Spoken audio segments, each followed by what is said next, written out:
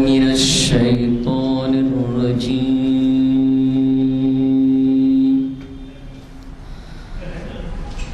بسم الله الرحمن الرحيم.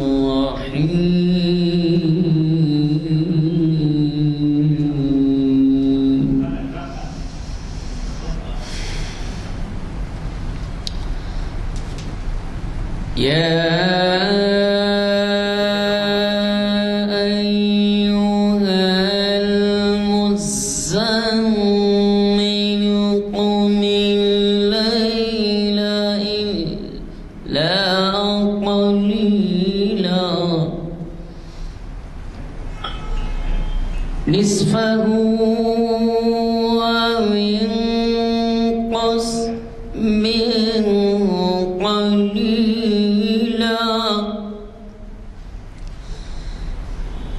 أو زد عليه ورتل القرآن ترتيلا.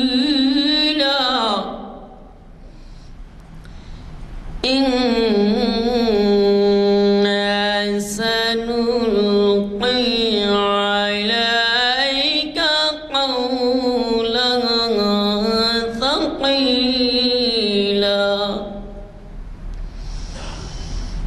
إن ناشئة الليل هي أشد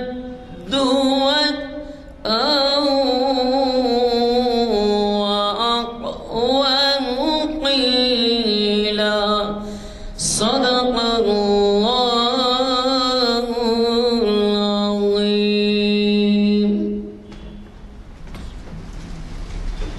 ورحمۃ اللہ وبرکاتہ.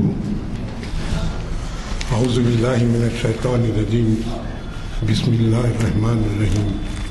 محترم حضرات، میں عالیہ مسجد کے مینیجنگ کمیٹی کی جانب سے آپ سب کا استقبال کرتا ہوں، اور اسی سلسلے میں ہمارے یہاں 3 محافل ہوتے ہیں. جیسا آپ کو معلوم ہے، آج پیر کا دن ہے، جس میں شریعت انفارمیشن سروس کا ہر پیر کے دن لیکچر ہوتا ہے، اور آج کا لیکچر 869واں لیکچر ہے. آپ اندازہ کیجئے، سال میں 52 ہفتے ہوتے ہیں، اور 869 لیکچر کا مطلب ہے کہ قریب 17 سال سے بلا ناغہ آپ لوگ کے تعاون سے یہ جو ہے محافل چل رہے ہیں. اللہ تعالیٰ سے دعا ہے، کمیٹی کے جانب سے ہم سب کو، آپ سب کو دعا کرتے ہیں کہ اللہ تعالیٰ آپ سب کو شفا صحت و تندرستی عطا فرمائے، اور ہماری جان مال عزت اور نفس کی حفاظت فرمائے، اور ہمارے آباء اجداد کی جو ہے مغفرت کرے، ہم سب کے بھی مغفرت عطا فرمائے.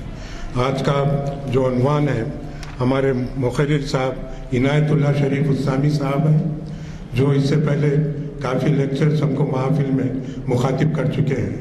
آج کا جو عنوان ہے وہ ربیع اول کے مہینے کے مناسبت سے ہے، ربیع اول کے بدعات اور ہماری ذمہ داریاں، جس کو مخاطب کریں گے ہمارے عنایت اللہ شریف صاحب. اور چہارشنبے کے دن بھی اقبال شناسی کا لیکچر ہے، جس کو لقائے الحق صاحب بڑی عمدگی سے بیان کرتے ہیں. آپ سب سے التجا کرتے ہیں کمیٹی کہ آپ آئیں، اس میں بھی جو ہے مدعو ہے، اور جو ہے چہارشنبے کے دن بھی آئیے، آپ ان کا لیکچر سنیے. میں اب ڈاکٹر لقاء الحق، اب میں جناب عنایت اللہ شریف صاحب کو دعوت دیتا ہوں کہ آئے اور اپنی عنوان ہماری بدعات ربیع الاول کے ہماری ذمہ داریوں پہ مخاطب کریں. جناب عنایت اللہ شریف صاحب. رحمۃ اللہ وبرکاتہ. نحمده ونصلي على رسوله الكريم، اما بعد. قال الله تبارك وتعالى في كلامه المجيد: فأعوذ بالله من الشيطان الرجيم، بسم الله الرحمن الرحيم. قل إن كنتم تحبون الله فاتبعوني يحببكم الله ويغفر لكم ذنوبكم. صدق اللہ مولانا العظیم. محترم بزرگوں، نوجوان دوستو، میں نے جو آیت کریمہ تلاوت کی ہے سورہ آل عمران کی آیت ہے اور بڑی ہی بہترین آیت ہے۔ ہمارا عنوان ہے ربیع الاول کے مہینے میں رائج بدعات اور خرافات۔ ربیع الاول کے مہینے میں، ربیع الاول کے نام سے یا میلاد النبی کے نام سے لوگ بے دین کام بہت کرتے ہیں۔ میں نے اس سے پہلے بھی ایک خطاب میں یہ ایک مثال دی تھی کہ کوئی بھی نیک کام ہو، دین کا کام ہو یا دینی کوئی عمل ہو یا فریضہ ہو، شریعت کے حکم کے مطابق اگر عمل کیا جائے گا تو اس کا ثواب ہوگا۔ اگر شریعت کے حکم کے مطابق وہ عمل نہیں ہے تو آپ کتنے بھی بار کر لو اس کا ثواب نہیں۔ میں نے مثال بھی پیش کی تھی۔ مثال کے طور پر ایک بندہ مسجد کے اندر آئے اور قبلے کی طرف اپنی پیٹھ کر کے 200 رکعت نماز بھی انہیں پڑھیں گا تو اس کو نماز کا ثواب نہیں ملتا۔ اگر قبلے کی طرف رخ کر کے 2 رکعت نماز بھی اگر وہ پڑھیں گا تو اس کی نماز پوری ہوگی، اس کا ثواب اس کو پورا ملے گا۔ 200 رکعت قبلے کی طرف پیٹھ کر کے اور 2 رکعت قبلے کی طرف رخ کر کے، کیونکہ 200 رکعت جو ادا کیے گئے ایک بہت بڑا اور لمبا عمل ہے، انسان کے اندر اتنی طاقت نہیں ہوتی ہے ایک ہی ساتھ میں 200 رکعت پڑھ لے، لیکن وہ شریعت کے طریقے کے مطابق نہیں تھا، اس لیے اس کا کوئی ثواب نہیں۔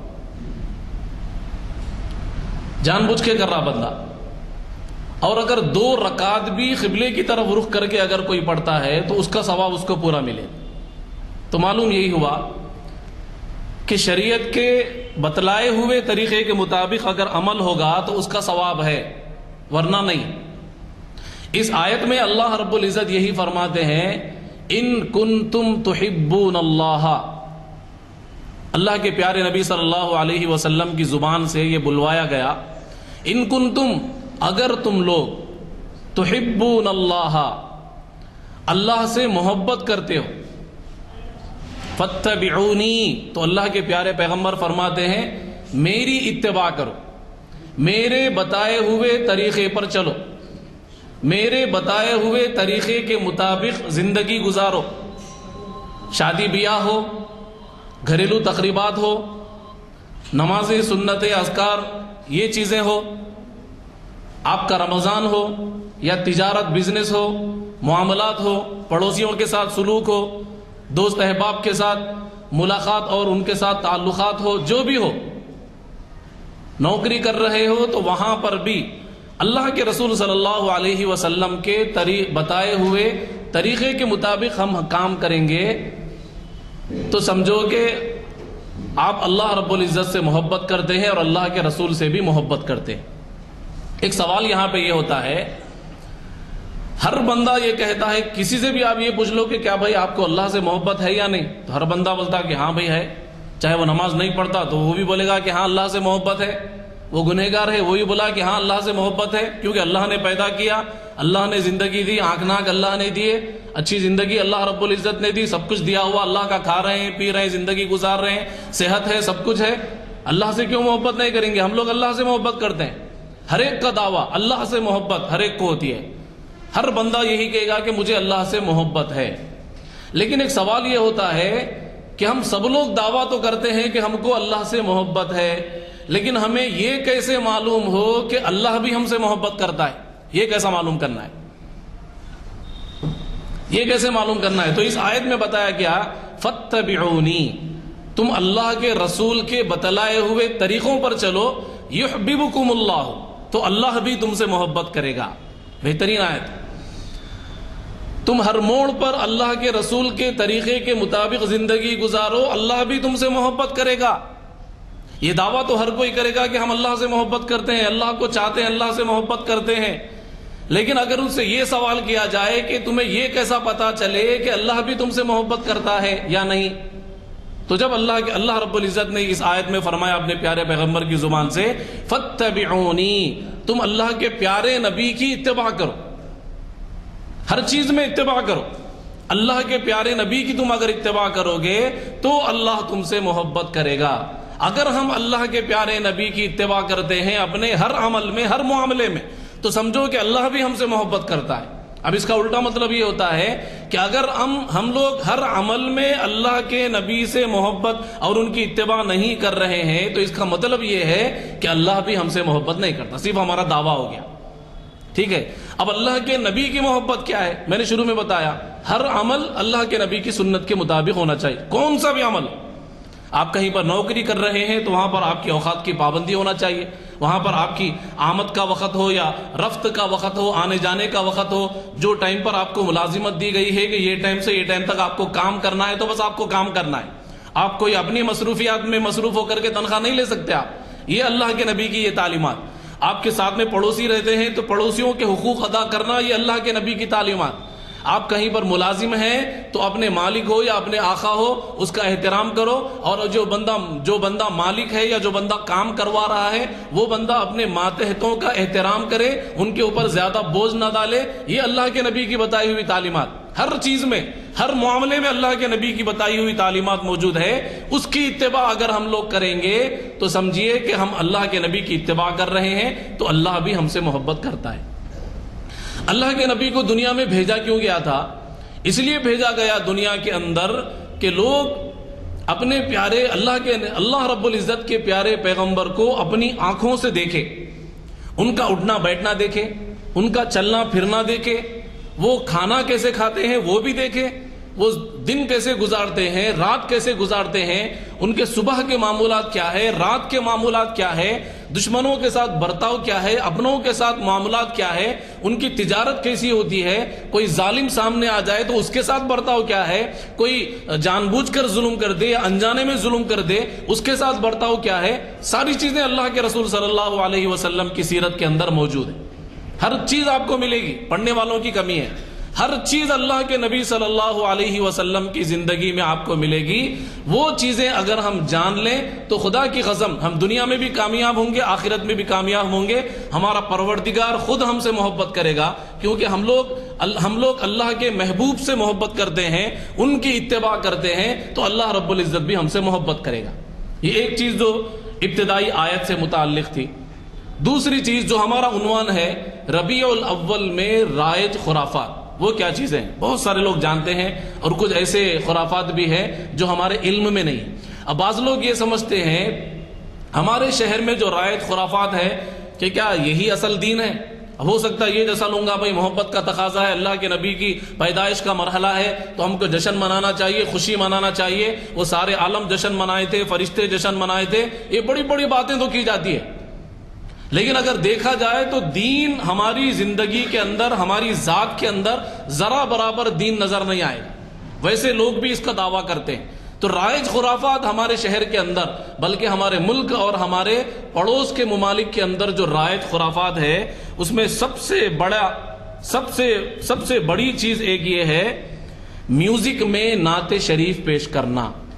میوزک میں نعت شریف پیش کرنا، ڈی جے کے ساتھ نعت شریف کو پیش کرنا۔ نعت شریف کس کو کہتے ہیں؟ نعت کے معنی آتے ہیں تعریف کرنا۔ نعت شریف اللہ کے پیارے پیغمبر صلی اللہ علیہ وسلم کے اخلاق کو گنانا یا ان کے چہرے کی تعریف کرنا، ان کی گفتگو کی تعریف کرنا، ان کے کردار کی تعریف کرنا، ان کے منہ مبارک ہو، سر کے بال ہو یا آپ کی آنکھیں ہو، آپ کی حیا ہو، آپ کے یتیموں کے ساتھ سلوک ہو، آپ کے اچھے اخلاق ہو، ان کی تعریف کرنا، یہ نعت شریف ہوتی ہے۔ ٹھیک ہے، اب یہ نعت شریف پڑھنے کے لیے یا پڑھانے کے لیے میوزک کی کیا ضرورت پڑتی ہے میرے بھائی؟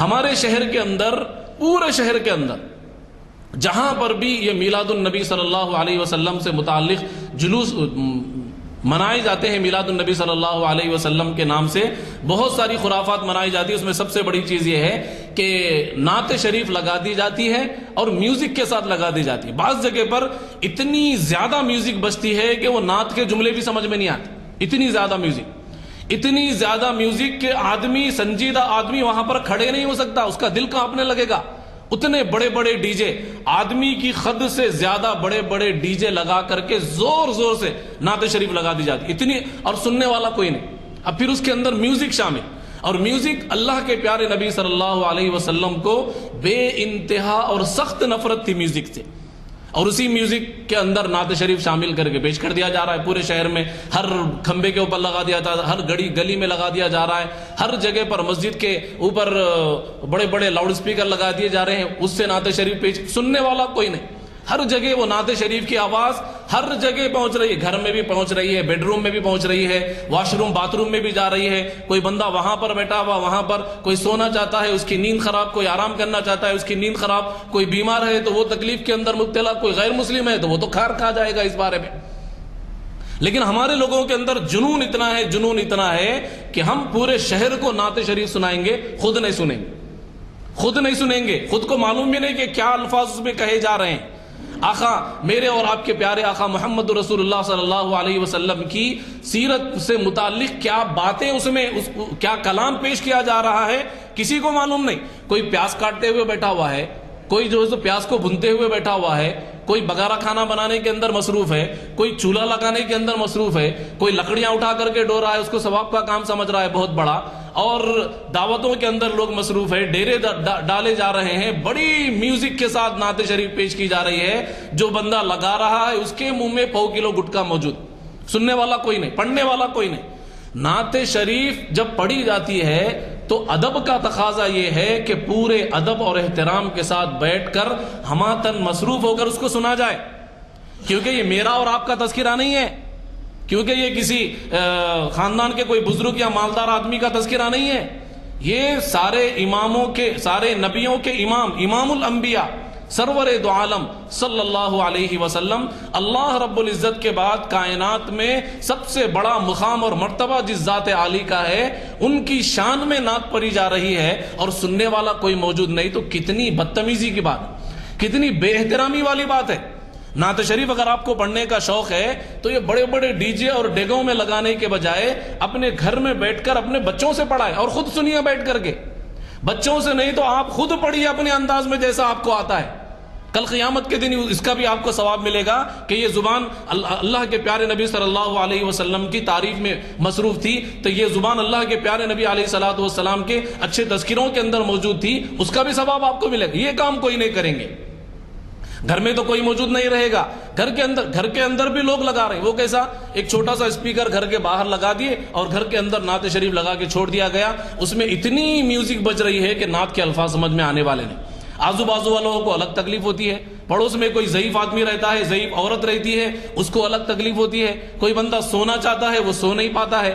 خود ہمارے شہر کے جامعہ نظامیہ کے شیخ الفقہ حضرت مولانا قاسم تسخیر صدیقی صاحب دامت برکاتہم عالیہ کا 6 یا 8 اکتوبر کو ایک چھوٹا سا ویڈیو کلپ آیا ہے، انہوں نے سخت مذمت کی ہے اس جلوس کے اندر ہونے والے بیجا خرافات کی، سخت انہوں نے مذمت کی ہے۔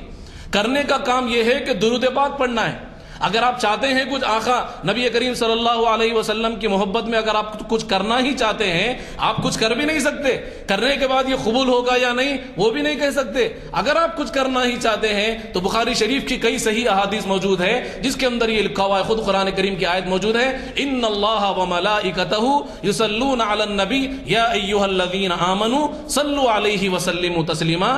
اگر آپ کچھ کرنا ہی چاہتے ہیں تو اپنے گھر میں بیٹھیے، اپنے بچوں کو بٹھائیے، اپنے گھر کی عورتوں کو بلائیے، گھر کے بڑوں کو، بزرگوں کو، سب کو بولیے کہ آج ہم میلاد کی مناسبت سے، یہ ربیع الاول کا مہینہ ہے، سب لوگ جوش و خروش سے الگ نعرے بازی کرتے ہوئے پھر رہے ہیں، ہم یہ نہیں کریں گے، بلکہ ہم لوگ اپنے گھر کے اندر بیٹھیں گے، ایک خوشبو کا ماحول پیدا کریں گے، اور اس کے بعد پیارے نبی صلی اللہ علیہ وسلم کی ذات عالی پر درود مبارک ہم اپنے گھر سے بیٹھ کر کے پڑھیں گے اور مدینہ المنورہ بھیجیں گے، اللہ کے نبی صلی اللہ علیہ وسلم کی شان میں یا ان کی خدمت میں بھیجیں گے۔ یہ کرنے کا کام ہے، یہ تو کوئی بھی نہیں کرے گا۔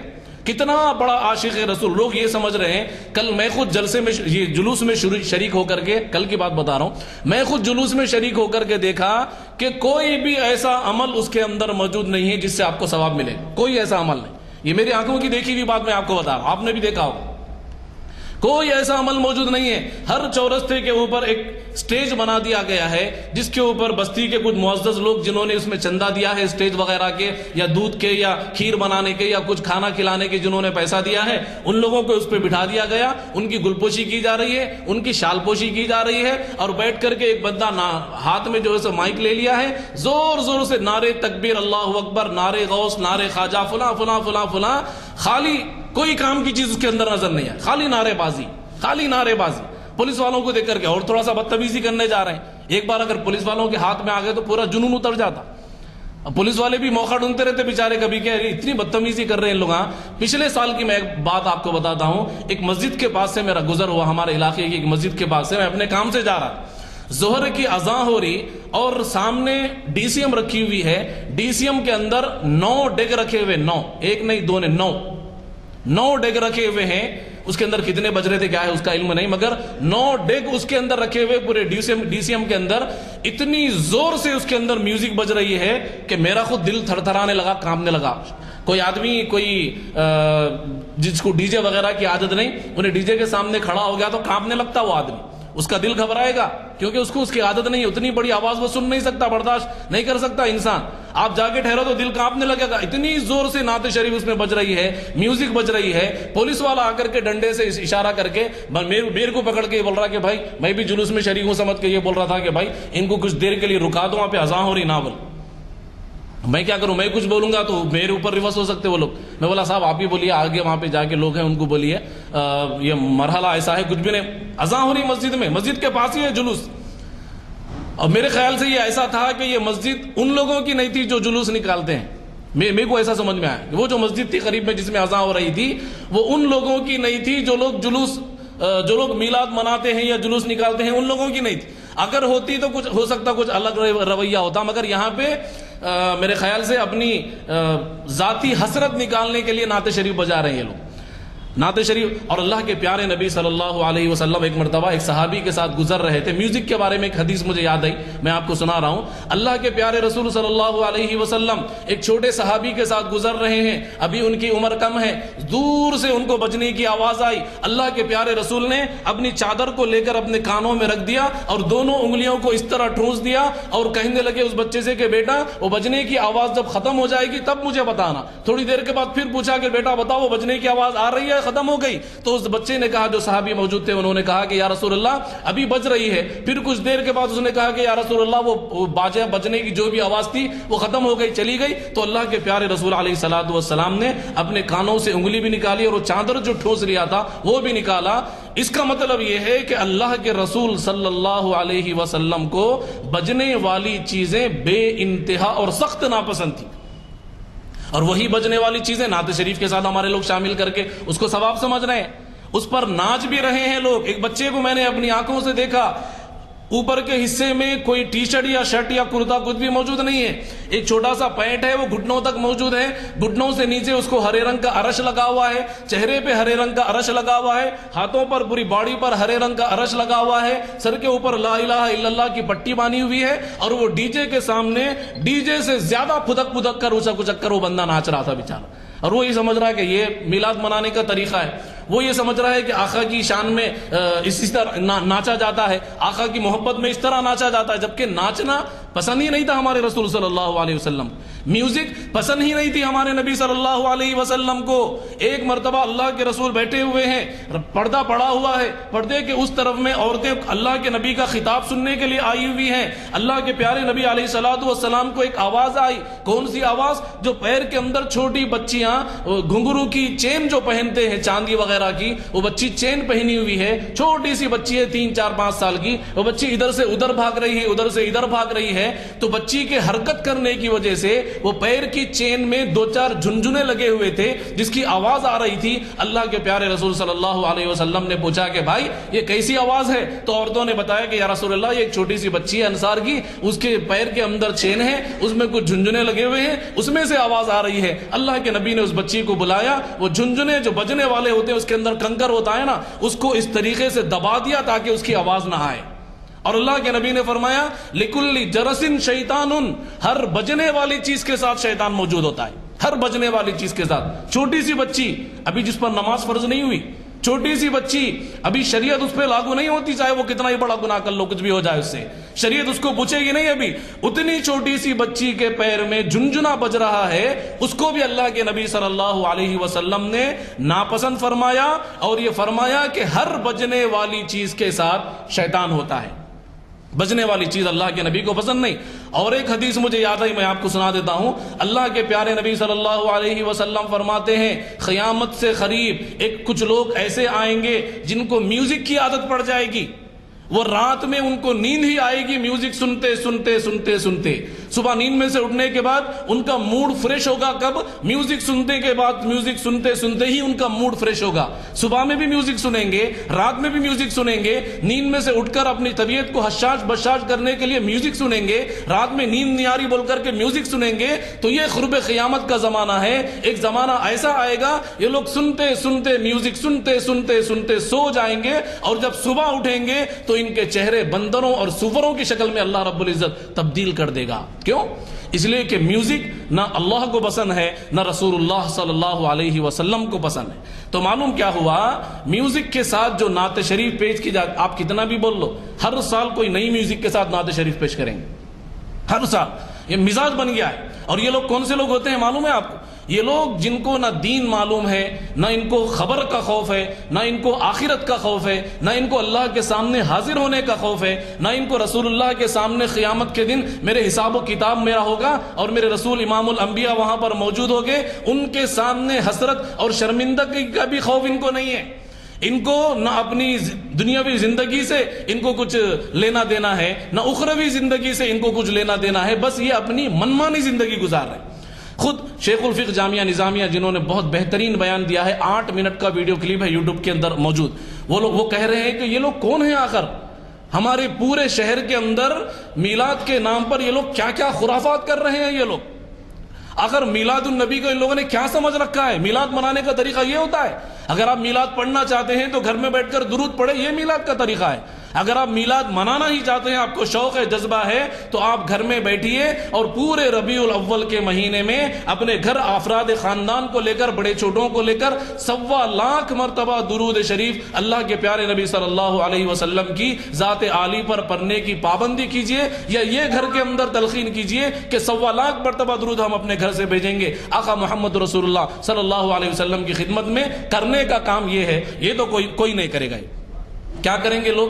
میوزک بجائیں گے، جلوس نکالیں گے۔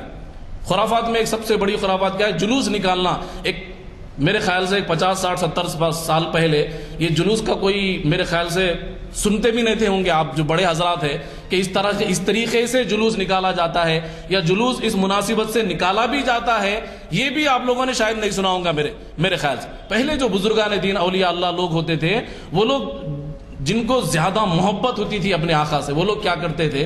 اللہ کے نبی کے نام پر درود پڑھتے تھے بیٹھ کر کے، کہ یہ پیدائش کا بھی یہی مہینہ ہے، ولادت کا بھی یہی مہینہ ہے، وفات کا بھی یہی مہینہ ہے۔ 12 ربیع الاول کو وہ نبی جہاں میں آئے، 12 ربیع الاول کو وہ وفات فرمائے، پھر کیوں جاہل اسی ہی دن کو اپنی عید منائے، جشن منا کر خوشی منا کر حلوہ پوری کھائے فاتحہ کی کھیر، اللہ ہی اللہ، اللہ ہی ہے ان کا دستگیر، اللہ ہی اللہ۔ بچپن میں یہ ایک نظم سنتا تھا، بڑی پیاری نظم ہے جو یاد رہ گئی ہے۔ دیکھیے 12 ربیع الاول کو ہمارے پیارے نبی صلی اللہ علیہ وسلم وفات پائے ہیں، دنیا سے رخصت ہوئے ہیں۔ پیدائش کی جو تاریخ ہے وہ متعین نہیں ہے، وہ 8 تاریخ کہتے ہیں، کوئی کہتے ہیں 9 تاریخ کہتے ہیں، کوئی کہتے ہیں 12 یا 11، اور بھی بہت سارے اقوال اس کے اندر ہے، لیکن وفات کی جو تاریخ ہے وہ 12 ربیع الاول فکس ہے۔ کیوں؟ اللہ کے پیارے آقا جب پیدا ہوئے تھے اس وقت میں تاریخ لکھ کے رکھنا کسی کے اندر اتنا جو ہے ہوش نہیں تھا کسی کے اندر، اور کسی کو معلوم بھی نہیں تھا کہ یہ امام الانبیاء یہ بننے والے ہیں۔ اگر معلوم ہوتا تو ہو سکتا تاریخ لکھ کر کے رکھتے تھے۔ اللہ کے پیارے نبی 40 سال کی عمر تک پہنچ گئے، پہلی وحی آنے تک کسی کو معلوم نہیں تھا کہ یہ نبی بننے والے۔ عام زندگی گزارتے تھے اللہ کے پیارے نبی صلی اللہ علیہ وسلم، لوگوں کی خدمت کرتے ہوئے زندگی گزارتے، کسی کو معلوم نہیں تھا کہ یہی امام الانبیاء ہے، یہی آخری رسول ہے، یہی قیامت تک نبی بنا کر بھیجے جانے والی ذات عالی یہی ہے، کسی کو معلوم نہیں تھا۔ تو کون ان کی ولادت کی تاریخ کو محفوظ کر کے رکھتا میرے بھائی؟ اس لیے ولادت کی تاریخ میں 3 یا 4 قول ہے، اور وفات کی تاریخ میں ایک ہی قول ہے، سب اس پہ متفق۔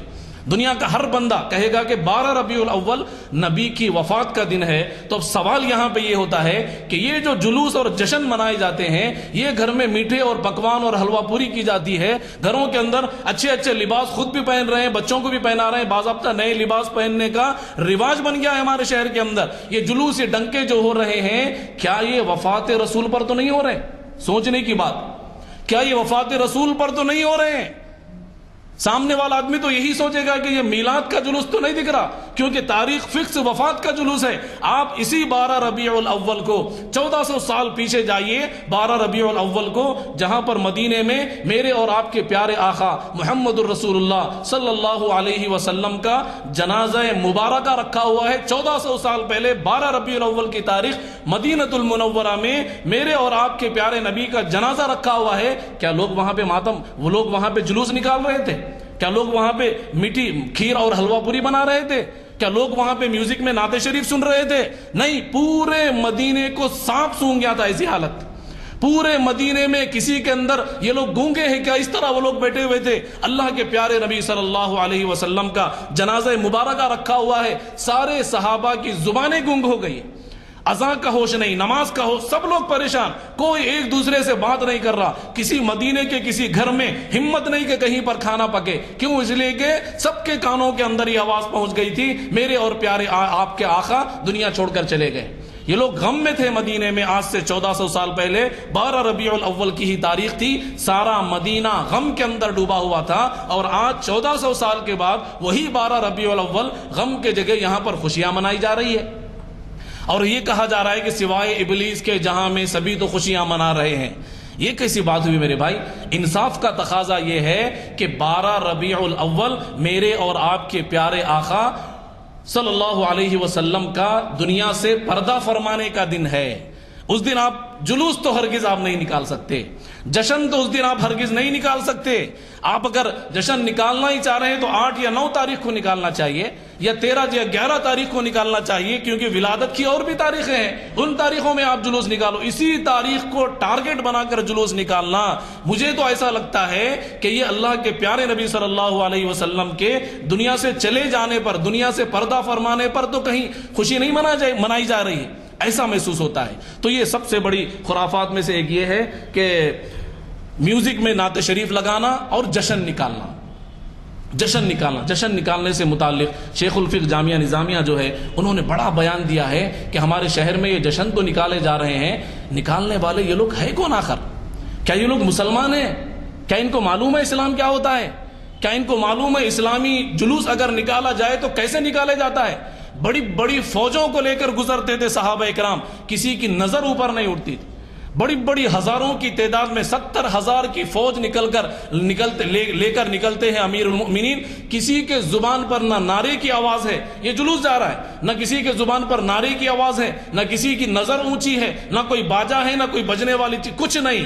اسلامی جلوس یہ ہوتا ہے، سب کی نظریں نیچی اور سب کے زبان کے اوپر اللہ رب العزت کا ذکر، سبحان اللہ، الحمدللہ، ولا الہ الا اللہ، واللہ اکبر. اسلام کی فوج جب گزرتی ہے تو اس طرح خاموشی کے ساتھ، پورے امن کے ساتھ، پورے اطمینان کے ساتھ اللہ رب العزت کا ذکر اپنی زبان پر لا کر گزرتی ہے. یہ تعلیم دی گئی تھی، یہ بتایا گیا تھا صحابہ اکرام رضوان اللہ تعالی علیہم اجمعین کے دور میں. اور آج اگر دیکھا جائے تو اس کا بالکل برخلاف ہے.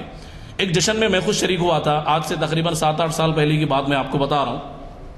ہم لوگ جا رہے تھے کسی ایک پروگرام میں. ہمارے ایک ساتھی تھے، وہ یہ بولے کہ بھائی پروگرام میں جانے کے بجائے یہاں پہ بچے جو ہے سو جلوس لے کے جا رہے ہیں، چلو اس میں مل جاتے ہیں، دیکھیں گے کہاں تک جاتے ہیں یہ لوگ، کیا کیا کرتے ہیں، ہم بھی دیکھیں گے. چلو بلکہ ہم بھی مل گئے.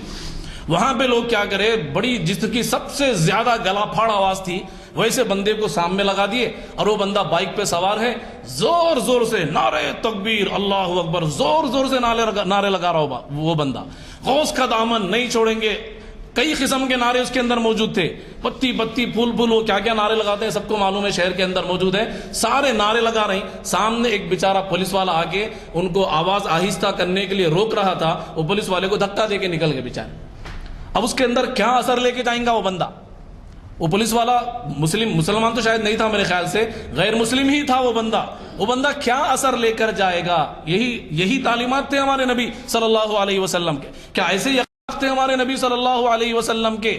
ہمارے نبی کے اخلاق تو ایسے تھے، ان کے اخلاق کو دیکھ کر کافر بھی اسلام کے اندر داخل ہو جاتے، ان کے دل کٹ جاتے تھے کفار مکہ کے دل کٹ جاتے تھے اللہ کے نبی کے اخلاق کو دیکھ کر. ایسے اخلاق تھے. اور آج کے مسلمان سب سے بدترین اخلاق آج کے مسلمانوں کے، سب سے بدترین اخلاق، سب سے زیادہ جاہل، سب سے زیادہ کم پڑھے ہوئے، سب سے زیادہ رشتوں کو توڑنے والے، سب سے زیادہ کرائم کے اندر ملوث، سب سے زیادہ جھوٹ بولنے والے، دھوکے کا کاروبار کرنے والے مسلمان ہی ملیں گے آپ کو.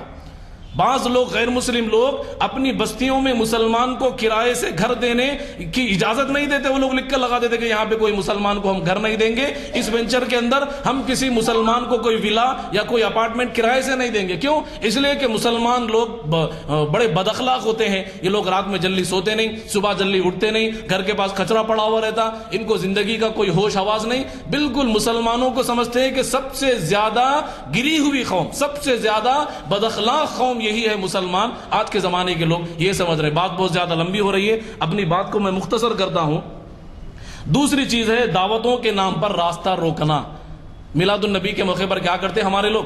دعوتوں کے نام پہ راستہ روکتے ہیں. کیا کرتے ہیں؟ گھر کے سامنے ڈیرا ڈال دیا، پوری گلی کے اندر ڈیرا ڈل گیا، پوری گلی کے اندر لائٹنگ لگا دی گئی. کبھی یہ کھڑکی پر چڑھ رہے ہیں، کبھی وہ چھت پہ چڑھ رہے ہیں. ان کو اعتراض ہوا، ان سے جھگڑا ہو گیا. ان کی کھڑکی میں جھانک دیے، ان سے جھگڑا ہو گیا. وہ صاحب آ کے بول رہے ہیں کہ گھر میں نوجوان بچیاں رہتی ہیں، ایسی بغیر بولے کہ چڑھ جاتی. کیا یہ میلاد کے نام پر جھگڑتے بیٹھے ہوئے ہمارے لوگ؟ دعوتیں کر رہے ہیں تو پورا راستہ روک کر کے دعوت کر رہے ہیں. آنے جانے والوں کے لیے راستہ نہیں ہے. اور پیارے نبی کا پیغام ہے اعطوا الطریق حقہ، تم راستے کا پورا حق ادا کرو. نہ اپنی گاڑی ٹھہراؤ، نہ کوئی گھر کی دعوت، گھر کا ڈیرا، نہ کوئی گھر کی کرسی، نہ کوئی گھر کی گاڑی، نہ کوئی گھر کی سواری، نہ کوئی گھر کا جانور. یہ ان سارے چیزوں کا خیال رکھو کہ تمہارے گھر کے سامنے سے گزرنے والے کسی بندے کو تکلیف نہ پہنچے. یہ آقا کی تعلیم ہے. اور ہمارے لوگ جشن کے نام پر، میلاد کے نام پر راستہ روک کر بیٹھے ہوئے رہتے ہیں. یہاں تک کہ اگر گھر میں جنازہ ہو جائے تب بھی گھر کے باہر ڈیلا اس طرح آپ نہ ڈالو کہ راستے سے گزرنے والے کو تکلیف ہو.